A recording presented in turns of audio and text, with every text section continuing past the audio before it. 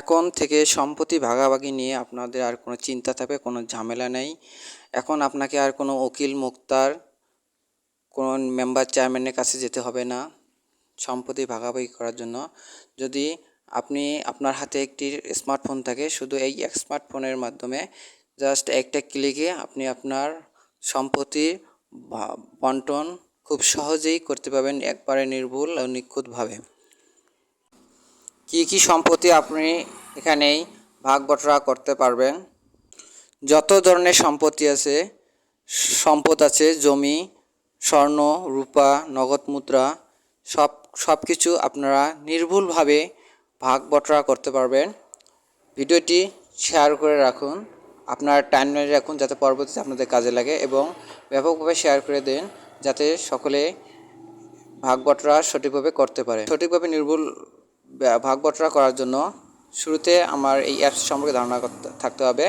আমরা এই অ্যাপসটি কোথায় পাবো, তো চলুন আমি দেখিয়ে দিচ্ছি। এরকম প্রয়োজনীয় টিপস পেতে আমার আইডিটি ফলো দিয়ে রাখুন। শুরুতে আমরা চলে যাব ফোনে, আমার ফোন থেকে যে কোনো একটা ব্রাউজার সিলেক্ট করব। তো ব্রাউজারের মধ্যে আমি গুগল ক্রোমটা সিলেক্ট করলাম। গুগল ক্রোম সিলেক্ট করে গুগল ক্রোমটা সিলেক্ট করার পর সার্চ বারে আমরা লিখব উত্তরাধিকার। দেখো উপরে দেওয়া আছে উত্তরাধিকার ক্যালকুলেট, এখানে ট্যাপ দিলাম। ট্যাপ দেওয়ার পর সব উপরে দেখা যাচ্ছে উত্তরাধিকার সহজেই সম্পত্তি হিসাব, এই লিঙ্কের মধ্যে আমরা ট্যাপ দেবো। ট্যাপ দেওয়ার পর দেখা যাচ্ছে যে উত্তরাধিকার এক ক্লিক সম্পত্তি হিসাব, এখানে সব কিছু রয়েছে।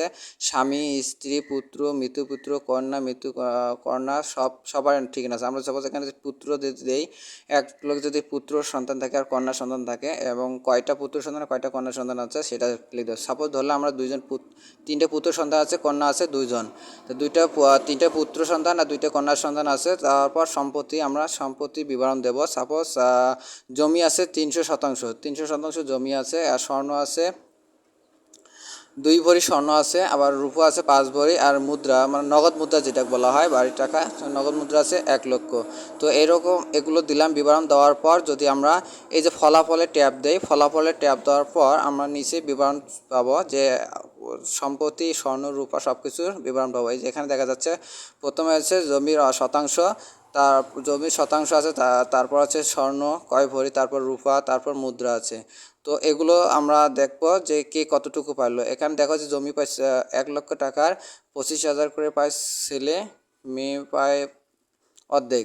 এমন যে প্রথম পুত্র, দ্বিতীয় পুত্র, তৃতীয় পুত্র আর কন্যা 2 কন্যা, টোটালে হিসাব হয়েছে। এখন এদের মধ্যে দেখো যদি পুত্র সন্তান বেশি থাকে, 3-এর অধিক থাকে, 4-এর অধিক থাকে, অথবা মৃত্যু কন্যা থাকে, তাহলে সেগুলো তো ট্যাপ করে আমরা হিসাব করে নেব। এই ছিল আজকের ভিডিওতে কিছু শিখতে পারলে সাবস্ক্রাইব করবেন।